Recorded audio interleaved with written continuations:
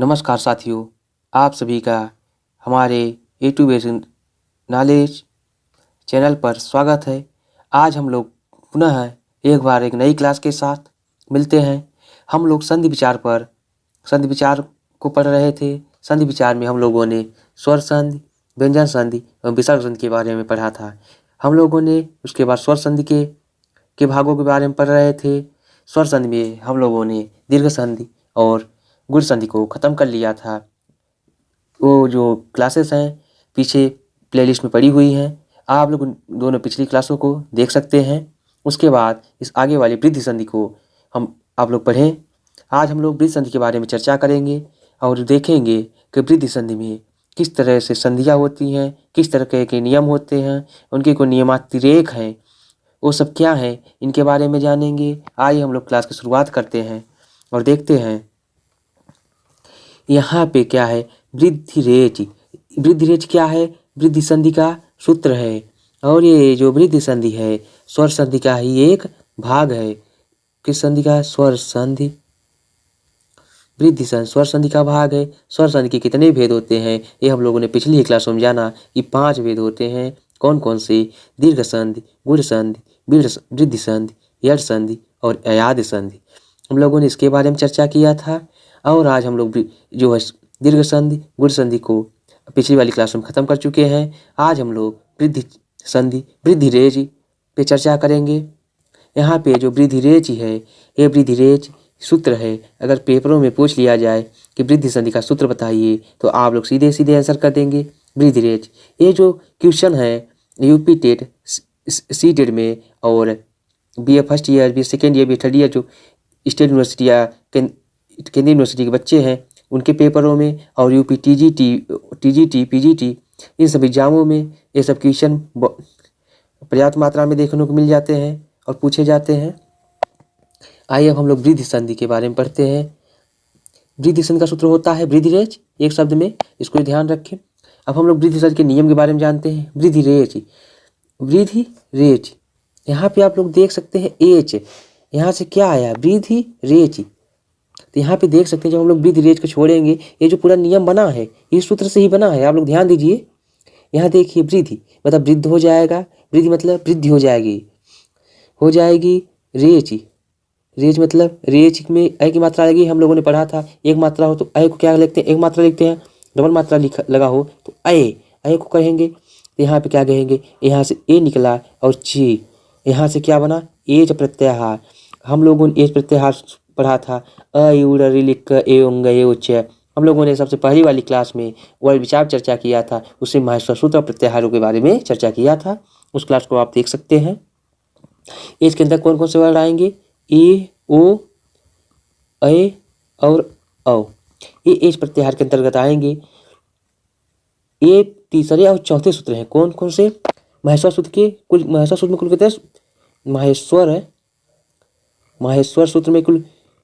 सूत्र कुल कितने होते हैं? माहेश्वर सूत्रों की संख्या 14 होती है और इसमें ये जो एच प्रत्याहार है तीसरे और चौथे सूत्र से मिलकर बना है, एच प्रत्याहार बना है। और हम लोग इसको देखते हैं। जब अ या आ के बाद वृद्धि संधि का क्या होता है? जब अ या आ के बाद ए अय आए तो दोनों के स्थान पे क्या हो जाएगा? ए हो जाएगा। कौन से दोनों के स्थान पे? ए या अय के दोनों के स्थान पे नहीं, अ आएगा और ए आएगा। एक बार में एक ही आएगा। आ आएगा या ए आएगा या अय आएगा। आ प्लस ए रहे तब अय होगा या आ प्लस अय रहे तब अय होगा। इसके स्थान पे होगा। यहाँ पे देखिए जब आ के बाद ए या अय आवे तो दोनों के स्थान में अय हो जाता है और जब ओ या औ आवे तो दोनों के स्थान में औ हो जाता है। तो हम लोग इसको ध्यान दीजिए और उसको उदाहरण के माध्यम से समझते हैं। कृष्ण धन्य को उत्तम दिया है। यहाँ पे कृष्ण में जब हम लोग इसका विग्रह करेंगे, हम लोगों ने देखा था कि 4 इष्टों की सारी संधियाँ करते थे, पूरी संधियाँ। तो यहाँ से क्या करेंगे? कृष्ण हो जाएगा। कृष्ण में लगेगा हलंत, कृष्ण हो गया। हलंत लगेगा, यहाँ से निकलेगा अ और एक कत्वम का ए, यहाँ बचेगा कत्वम। क्या होगा? कत्वम होगा। यहाँ से अ और ए मिलके क्या हो जाएगा? हम लोगों ने पढ़ा अ और ए के बाद अय आवे तो दोनों के स्थान क्या हो जाएगा? अय हो जाएगा। क्या पढ़ा? अय हो जाएगा। तो यहाँ क्या बन जाएगा? ऐ का मतलब ऐ लोग हम लोग पढ़ा डबल पाई होता है। यहाँ से कृष्ण बचा कृष्ण, और यहाँ से ऐ कृष्ण त्वम, यहाँ से कत्वम बचा क त्वम म कृष्ण कृष्ण त्वम। यहाँ से हम लोग कलर चेंज कर लेते हैं। कृष्णोत्तम बचा। इसी प्रकार गंगा में गंगा से निकलेगा आ और यहाँ निकलेगा ए। यहाँ क्या होगा, यहाँ निकलेगा, यहाँ से निकलेगा आ, यहाँ से निकलेगा ए, दोनों मिलके क्या हो जाएंगे अय। तो गंगा ग, यहाँ ऐसा है तो यहाँ हो जाएगा गंगा ऐसा है। और यहाँ पे देखिए जल है, यहाँ से निकलेगा अ और यहाँ से निकलेगा ओ। यदि अ या आ के बाद ओ या औ आवे तो दोनों के साथ क्या हो जाता है, इन दोनों के साथ क्या हो जाएगा औ हो जाएगा। औ की मात्रा क्या होती है, इसको आप लोगों ने देखा होगा, औ ऐसे लिखा जाता है। और ओ की मात्रा क्या होती है, एक पाई करके ऐसे कर देंगे तो ओ की मात्रा हो जाएगी, और ये औ की मात्रा है। यहाँ पे क्या हो जाएगा जलधन ओघ जलाओघ। और यहाँ पे इस पर गंगा से आ निकलेगा, ओघा का ओ, यहाँ से क्या होगा आ, यहाँ से ओघा का ओ, ये दोनों मिल के हो जाएंगे औ, गंगोघ हो जाएगा। अब हम लोग इसका जो हम लोगों ने अभी तक पूरा पढ़ा उसका एक ग्राफ है, आप लोग उसको देखिए, इसको समझिए।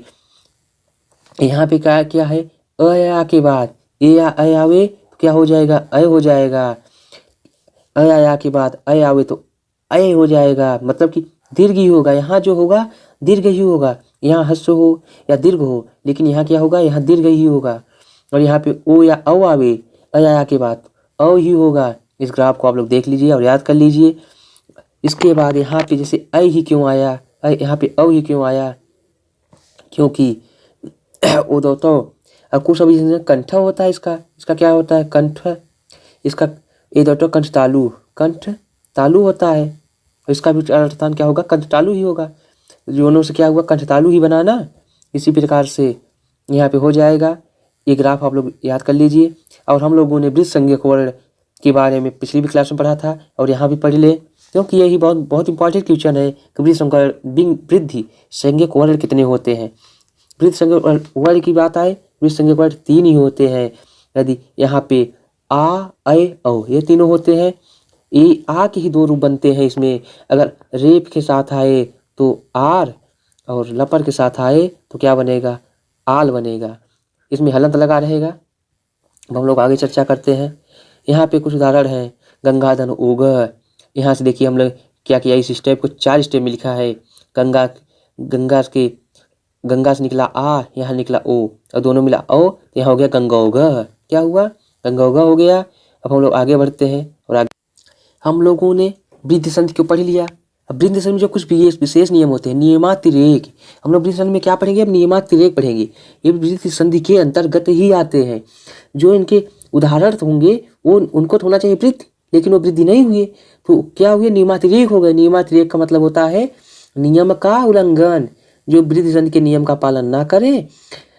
जो भी जैसे कोई नियम बना है उस नियम का पालन नहीं करेगा तो क्या होगा, नियम का उल्लंघन होगा, और उसी को हम लोग क्या कहेंगे नियमातिरेक, संस्कृत में कह देंगे। अब हम इसमें क्या करते हैं, पहला सूत्र पढ़ते हैं। जैसे कि कुछ जब विशेष नियम बने उनको सही स्वरूप में रखने के लिए कुछ नियम बनाए गए, उनको क्या कहा गया, सूत्र कहा गया। और ये क्या है, सूत्र है। ऐसे पूछ लिया जाता है। यहाँ पे देखिए एंग पर रूपम, एंगी पर रूपम, एंगी का मतलब एंग प्रत्याहार। यहाँ से क्या है, एंग क्या है, प्रत्याहार है। ए ओ अंग पढ़े होंगे, लिख कर ए ओ अंग, तीसरा आया ना, तीसरा महत्व सूत्र क्या है, ए ओ अंग ही है, इसी में है ए ओ, ये प्रत्याहार है ए ओ। यहाँ इस तरह से लिखा एंगी, एंगी हो जाएगा। पर रूपम मतलब, पर रूपम का अर्थ क्या है, पर में जो वर्ण है, पर में जो वर्ण है उस रूप के समान हो जाना। एंग मतलब ए ओ के बाद पर रूपम मतलब पर में जो वर्ण है उसी के समान, उसी रूप के समान हो जाना, एंग पर रूपम, इसका ये अर्थ है। यदि अकारांत उपसर्ग के बाद, अकारांत उपसर्ग मतलब, अकारांत उपसर्ग मतलब जैसे कि प्र हो गया, अव हो गया, इनके अंत में क्या आ रहा है, अगर यहाँ से निकाले प्र में हलंत लगा दे तो यहाँ से अ निकलेगा ना, तो अकारांत हुआ। अ है तो अकारांत, ई है तो इकारांत, यही सब है, इकारांत हो जाएगा। और ये सब अकारांत उपसर्ग हो गए। अकारांत उपसर्ग के बाद एकारांत, एकारांत मतलब, एकारांत का मतलब हम लोग समझते हैं एकार आदि में विग्रह करेंगे तो एकार धन आदि होगा, आदि हुआ ना। एकार मतलब ए, उकार आदि मतलब जिसके शुरू में ए हो, आदि मतलब शुरुआत, आदि मतलब क्या होती है शुरुआत, आदि मतलब शुरुआत या पहले, एकार मतलब ए, आदि मतलब शुरुआत होता है। समझ गए इसको। यहाँ पे या उकार आदि, उकार आदि मतलब इसको हम लोग विग्रह जब करेंगे तो क्या होगा, देखिए उकार धन आदि, इसका विग्रह ही होगा ना, उकार आदि, उकार धन आदि, यहाँ से अ मिल जाएगा, यहाँ से आ तो उकार आदि बन जाएगा, तो हम लोग इसका विग्रह कर लिए। ये उकार का मतलब ओ हो गया, उकार ओ लुकार लो, इस तरह से हो जाएगा। यहाँ पे आदि मतलब शुरुआत ही होगा, जिसके शुरू में ओ हो, इसके शुरू में होगा उसको क्या कहेंगे, उकार आदि कहेंगे। इस तरह से यदि एकान उपसर्ग के बाद एकार आदि या उकार आदि जिसके शुरू में ए हो या जिसके शुरू में ओ हो, धातुओं में केवल धातुएं ही होनी चाहिए, तो दोनों के स्थान पर ए या ओ हो जाता है। ए या ओ, ये ओ या ओ क्या होता है, दोनों के स्थान, किन दोनों के स्थान पे, आकारांत उपसर्ग जो है और एकार आदि या उकार आदि हुए, इन दोनों के स्थान पे क्या होगा, ए आ ओ हो जाएगा, ए या ओ हो जाएगा। और ए या ओ जो होगा किससे होगा, किस सूत्र से होगा, एंगी पर रूपम सूत्र से होगा। हम लोग आगे देखते हैं, यहाँ पे इसको हम लोग ग्राफ के माध्यम से बनाए हुए हैं। अब इसका उदाहरण करते हैं। जैसे देखिए प्रधन एजते हैं, प्र को हम इस तरह करें, प्र हलंत लगाएंगे, यहाँ से अ निकलेगा, यहाँ से ए, यहाँ बचेगा जते। हम लोगों ने किससे पढ़ा, अभी वृद्धि रेच से पढ़ा। यदि अ आया के बाद ए अय आवे तो दोनों के साथ वृद्धि यानी अय हो जाता है। लेकिन यहाँ पे आप लोग देखेंगे यहाँ पे अय नहीं हो रहा है, अगर यहाँ पे अय कर देता तो प्रजते हो जाता, लेकिन यहाँ पे क्या हो रहा है, प्रेजते। ये क्या हो रहा है, प्रेजते हो रहा है। यहाँ पे क्या हो रहा है, अय न करके ए कर रहा है, तो यहाँ पे ये क्या है, वृद्धि संधि का अपवाद है, ये वृद्धि संधि का अपवाद है। ये तो न गुण हो रहा है वृद्धि। और अगर ये संधि दे दिया जाए प्रधनेजते प्रेजते दे दिया जाए, इसमें आप लोग क्या मारेंगे, वृद्धि संधि नहीं मारेंगे, इसमें सूत्र मारेंगे एंगी पर रूपम। क्या मारेंगे, एंगी पर रूपम। हम लोगों ने एंगी पर रूपम बारे में पढ़ा। अब हम लोग आगे आते हैं। हम लोगों ने यहाँ पे देखिए कि जो उपसर्ग थे, अभी यहाँ पे आकारांत उपसर्ग आए, तो हम लोगों ने उपसर्ग के बारे में चर्चा कर लिया। ये देखते हैं, उपसर्ग का वैसे टॉपिक तो नहीं है, लेकिन उपसर्ग के बारे में हल्का फुल्का जानकारी आप लोगों को मिल जाए, इसलिए हमने यहाँ पे जो संस्कृत के उपसर्ग थे उनको लिख रखा है। संस्कृत में उपसर्ग की संख्या कितनी होती है, ये सीधे सीधे क्वेश्चन पूछ लिया है, इसको याद कर लीजिए। संस्कृत में उपसर्ग की संख्या बराबर 22। कौन कौन से होते हैं, अति, अधि, अनु, अप, अभि, अव, आ, उत, उद, उप, दूर, दुस, नीर, निस, नी, परा, परि, प्र, प्रति, वि, सम, सु, विषम, सु। ये कुल 22 उपसर्ग हो गए, इसको ध्यान ले लीजिए। जैसे अकारांत उपसर्ग कहा था, अव में क्या है, अकारांत उपसर्ग है, अव में हो गया, प्र में हो गया अकारांत उपसर्ग है, अप में हो गया। जैसे अति में इकारांत है, अधि में इकारांत है, अन में उकारांत है, अभि में इकारांत है, नी में इकारांत है, नीर में अकारांत है, दुस में अकारांत है, दूर में अकारांत है। ये सब उपसर्ग हो जाएंगे।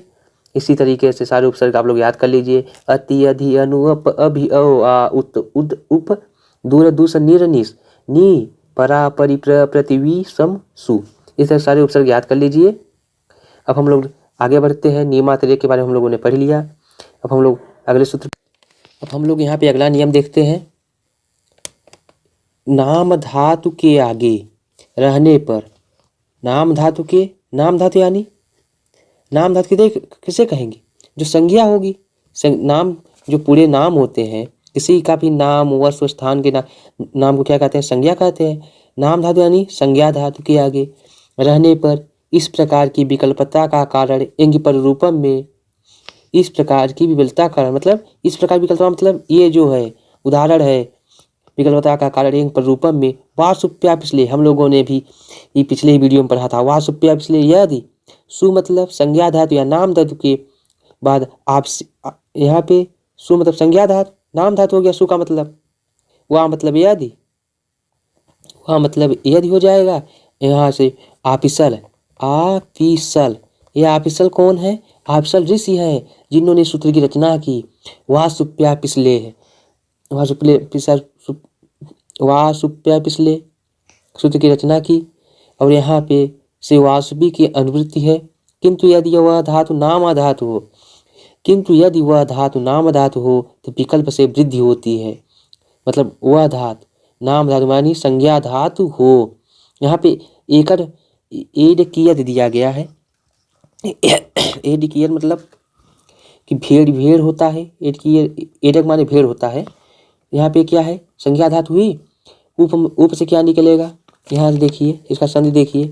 उप से निकला हलंत लगा, यहाँ से निकला ए, यहाँ से ड की य ती, यहाँ से अ और ए मिलके क्या हो जाएगा, अया आ के बाद ए आया तो अय हो जाता है। हम लोगों ने पढ़ा वृद्धि रेची से।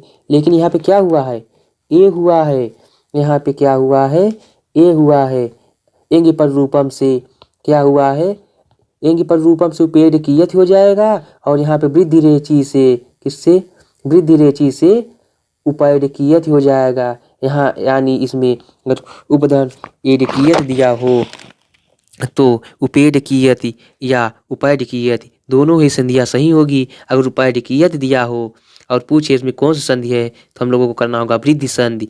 और उपेड कियत दिया हो तो वृद्धि संधि होगा, और उपेड कियत दिया हो तो वहाँ पे एंग पर रूपम का एंग लिखेंगे कि यहाँ पे एंग पर रूपम से उपेड कियत हुआ है। और उसके बाद यहाँ पे प्रधन ओधियत इसी प्रकार दिया है।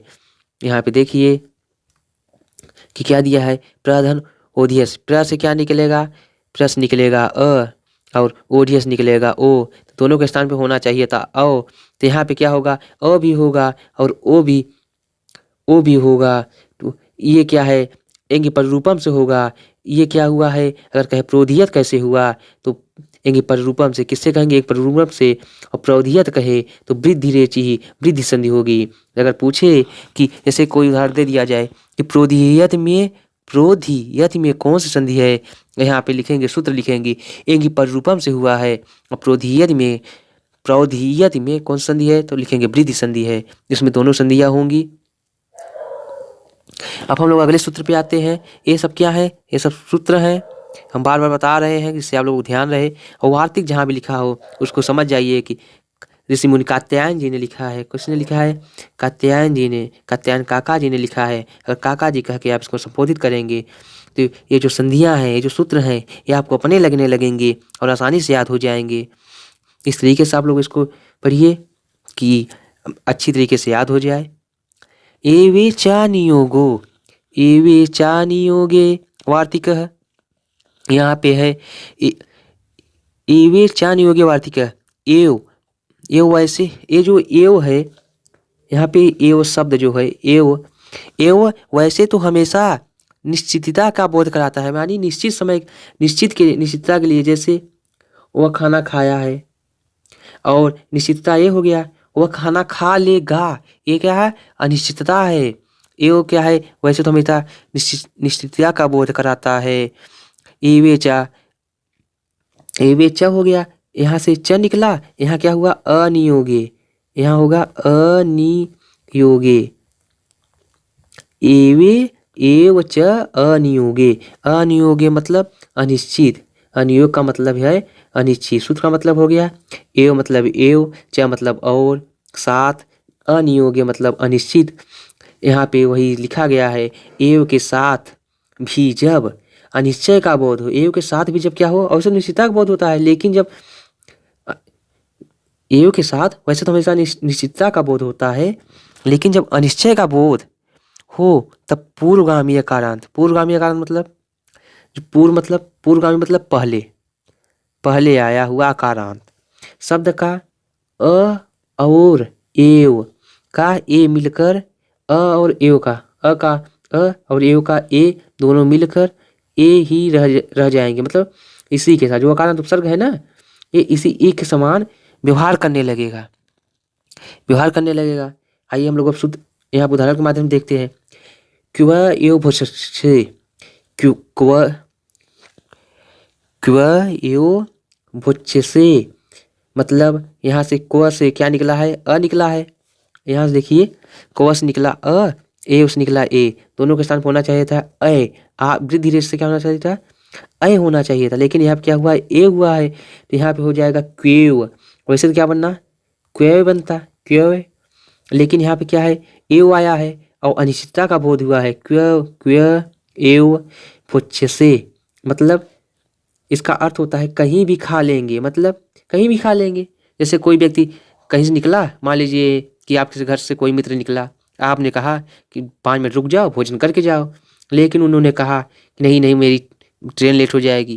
कहेंगे कि तब आप भोजन कहाँ करेंगे, वो बोले कि मैं कहीं भी खा लूँगा, मतलब या रूम से निकलते हुए कहीं होटल में खा लें, या स्टेशन पहुँच कर खा लें, या आप जब स्टेशन पे पहुँचे तो क्या हुआ कि मान लीजिए ट्रेन लेट हो रही है, ट्रेन छूटने वाली है, वो ट्रेन पे बैठ गए, हो सके वो रास्ते में खा लें, हो सके कि वो अपने गंतव्य पर पहुँच कर भोजन करें। ये क्या है, अनिश्चितता है कि वो कहीं भी भोजन कर सकते हैं, लेकिन अगर वो रूम से खा के जाते, वो निश्चितता होती, तो ऐसे जगह पे तब क्वधन एव आता तो क्वेव होता हो जाता, लेकिन यहाँ पे क्या हुआ, क्वेव हो गया। जब अनिश्चित रहेगा तब अय ही होगा, जब अनिश्चय नहीं रहेगा, मतलब जब अनिश्चय नहीं रहेगा, यहाँ पे लिखा है, देखिए इसको नोट कर लीजिएगा, जब अनिश्चय नहीं रहेगा तब ए ही अय ही होगा, तब ए नहीं होगा, तब अय ही होगा, मतलब वृद्धि ही होगी, वृद्धि संधि होगी। और जब अनिश्चय रहेगा तो एवे चानी होगे वार्तिकों से ए हो जाएगा, तब अय नहीं होगा। जैसे यहाँ पे तवयव है, यहाँ पे देख लीजिए, यहाँ पे तवयव मतलब निश्चित है, तो यहाँ पे क्या हुआ है, यहाँ से अ प्लस ए मिलके क्या हो गया, अय, तो अय हो गया है, अय की मात्रा इस तरह से होती है, यहाँ पे लगा है तवयव हो गया है, तव धनेव तवयव हो गया है। इसी तरीके से अब हम लोग आगे बढ़ते हैं और आगे देख, इसी तरीके जैसे हम लोगों ने तवयव पढ़ा, क्या पढ़ा, तवयव, तवयव पढ़ा एवे चान योगों में, तव धन एव, तव धन एव हो गया तवयव, इसी प्रकार तथैव, लेकिन कब, जब एव के साथ निश्चितता हो, मतलब निश्चित हो, निश्चितता हो, अनिश्चितता होगी, अनिश्चित होगा, एव के साथ अनिश्चय होगा, तो क्या होगा, तब तवेव होगा, तब यहाँ तवयव नहीं होगा, तब यहाँ पर जाए तवेव, अनिश्चित रहेगा, अनिश्चय रहेगा तवेव होगा, और निश्चित रहेगा तो क्या होगा, तवयव। अगर तवेव होगा, इसमें हम लोग कहेंगे एवे चानियोगे वार्तिकों सूत्र से हुआ है, और जब तवेव होगा तो कहेंगे वृद्धि संधि से हुआ है, वृद्धि रेच से हुआ है, वृद्धि रेच सूत्र, तो हम लोग कहेंगे वृद्धि रेच सूत्र से हुआ है, और यहाँ पे एवे चानियोगे सूत्र से हुआ है। इसका ये आंसर टिक करेंगे। अब हम लोग आते हैं अगले सूत्र पे, यहाँ पे देख सकते हैं किस सूत्र क्या है, ये सूत्र है सकंध्वादिषु पररूपम वाच्यम वार्तिक, वार्तिक जितने भी हैं, कात्यायन काका जी ने लिखा है, ऋषि मुनि कात्यायन जी ने लिखा है, उसके बाद भी क्या लिखा है, टचटे, क्या लिखा है, टचटे, मतलब टे मतलब टी संज्ञा हो, टी हो, टी संज्ञा होनी चाहिए, सकंद्वा दिशु, सक, अंधु, कुलटा, मनसिसा इत्यादि शब्द के बाद, मतलब पररूप के बाद वाच्य कहना चाहिए, वाच्य मतलब कहना चाहिए, वार्तिक। यहाँ पे देखिए सक धन अंधु, कुल धनटा, मनस धन ईसा इत्यादि उदाहरणों में भी परवर्ती शब्द, मतलब परवर्ती मतलब शब्द में आदि स्वर का ही अस्तित्व रहता है, परवर्ती मतलब बाद वाला शब्द, परवर्ती मतलब बाद वाला शब्द, परवर्ती कहेंगे बाद वाले शब्द को। और उसके बाद देखिए पूर्ववर्ती, परवर्ती शब्द में आदि स्वर का ही अस्तित्व रहता है, आदि मतलब आरंभ, मतलब पहले वाले स्वर का ही अस्तित्व रहता है। पूर्ववर्ती शब्द में टी टी मतलब टी संज्ञा, टी परवर्ती के आदि शब्द के रूप में मिल जाती है। ये जो टी है परवर्ती के आदि शब्द के रूप में मिल जाती है, मतलब परवर्ती मतलब बाद वाले शब्द में मिल जाती है। इनमें प्रथम 2 उदाहरण अकस सवर्णे दीर्घ, मतलब दीर्घ संधि होने वाली, यहाँ पे होने वाली दीर्घ संधि के अपवाद हैं, होने वाली दीर्घ संधि के अपवाद हैं। यहाँ पे जैसे देखिए सकधन अंधु, सकंधु, यहाँ से क्या निकला, सक से निकला अ और अंधु से निकला अ, दोनों के स्थान पर होना चाहिए था आ, लेकिन यहाँ पे क्या हुआ है, सकंधु हो गया है। इसका इस अ का, ये जो अ है इसी अ में जाके मिल गया है, तो यहाँ पे क्या हो गया, सकंधु हो गया है, तब ये दीर्घ नहीं हुआ, केवल अ ही रह गया, सकंदू हो गया। इसी प्रकार मनस धन ईसा में ये जो अ है, ये जो पहला वाला है, ये क्या है, टी संज्ञा के रूप में आ जाएगी, टी हो गया है। और यहाँ पे जो अस है ये टी हो जाएगा, और मनस से निकलेगा मन, यहाँ से निकलेगा यस, यहाँ से निकलेगा ई, ये टी हो जाएगा। और ई जो है इसमें जाके मिल जाएगा, यहाँ पे रहेगा ई, हो जाएगा मनीषा। नहीं तो अगर यहाँ पे मनस धन ईसा होता तो मनसेसा बन जाता। क्या बन जाता? मनसेसा। लेकिन यहाँ पे क्या बना है? मनीषा हो गया है। अब हम लोग यहाँ पे क्या है कि हम लोगों ने वृद्धि संधि के सारे नियम पढ़ चुके हैं। हम लोगों ने पहले वृद्धि संधि के बारे में जाना। वृद्धि संधि, वृद्धि रेच, यदि अ आया के बाद ए या अ आए तो दोनों के स्थान पे अ, और अ आ के बाद उआ औ आवे, दोनों स्थान पे हम लोगों ने क्या पढ़ा? दोनों के स्थान पे क्या हो जाएगा? औ हो जाएगा, औ हो जाएगा। हम लोगों ने वृद्धि संधि के बारे में पढ़ा, उसके बाद उसके उदाहरणों को किया। उसके बाद हम लोगों ने इसको नियमातिरेक, जो कुछ विशेष नियम थे जहाँ पे वृद्धि संधि के नियम का पालन नहीं हो रहा था, यानी उनका उल्लंघन था, उसके बारे में पढ़ा हम लोगों ने, जिसमें एंगी पर रूपम पढ़ा। उसके बाद हम लोगों ने एवे चा नियोगे पढ़ा। उसके बाद यहाँ पे हम लोगों ने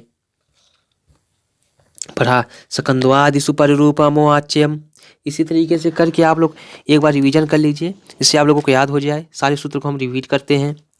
एंगी परिरूपम, एंगी परिरूपम मतलब एंग प्रत्याहार के बाद, एंगी परिरूपम का मतलब समझ लीजिए, एंग, एंग मतलब एंग प्रत्याहार, एंग प्रत्याहार में कौन कौन सा आएंगे? ए ओ आएंगे। परिरूपम मतलब पर में जो वर्ण है उसी रूप के समान हो जाना चाहिए। उसके बाद हम लोग पढ़ेंगे, उसके बाद हम लोगों ने पढ़ा वासुप्या पिछले। वासुप्या पिछले मतलब इसकी नाम धातु, यदि कोई नाम धातु आ जाए वहाँ पर किस तरीके से होगा। उसके बाद हम लोगों ने पढ़ा एवेचा नियोगे पढ़ा, वार्तिक। उसके बाद सकंद्यादिषु परिरूपम वाच्यम पढ़ा। अब हम लोग इस पे कुछ उदाहरण कर लेते हैं। यहाँ पे देखिए कुछ उदाहरण लिखे गए हैं। एक धन एक, यहाँ से निकलेगा क्या निकलेगा? एक धन एक। यहाँ पे एक उदाहरण हम कर लेते हैं 4 स्टेप में। यहाँ से निकलेगा अ, यहाँ निकलेगा ए, यहाँ बचेगा क, अ प्लस ए मिल के क्या होगा? अय। अरे अय आ के बाद ये अय आए तो अय हो जाएगा। अय की मात्रा हम लोगों ने पढ़ा, इस ए अय डबल पाई कर देंगे, यहाँ हो जाएगा ए, यहाँ पे क्या हो जाएगा? ए कै कह, एक क हो जाएगा। उसी तरीके से अब हम लोग देखते हैं मत धन एक के मत का अ, एक का ए, दोनों मिलकर हो जाएंगे अय, यहाँ हो जाएगा मतैक्य, मतैक्य। क्या हो जाएगा? मतैक्य हो जाएगा। वहाँ पे रमा का आ, रमा से निकलेगा आ, ऐश्वर्या से ए, दोनों मिलके हो जाएंगे अय। क्या हो जाएंगे? दोनों मिलके अय हो जाएंगे। यहाँ पे हो जाएगा रमय स्वर्य, रमैश्वर्य हो जाएगा। यहाँ पे हो जाएगा लोक धनेशा, यहाँ से निकलेगा लोक से निकलेगा अ, ऐसरा से निकलेगा ए, यहाँ पे हो जाएगा लोक का ऐसरा। क्या हो जाएगा? लो, यहाँ पे हो जाएगा, यहाँ पे लो कै सराह, लो कै सराह। और यहाँ पे तथा धने, तथा से आ निकलेगा, ए से निकलेगा, हो जाएगा अय, तो यहाँ हो जाएगा तथैव। क्या हो जाएगा? तथैव। उसके बाद महाधन औषध, महा से निकलेगा आ, क्या निकलेगा?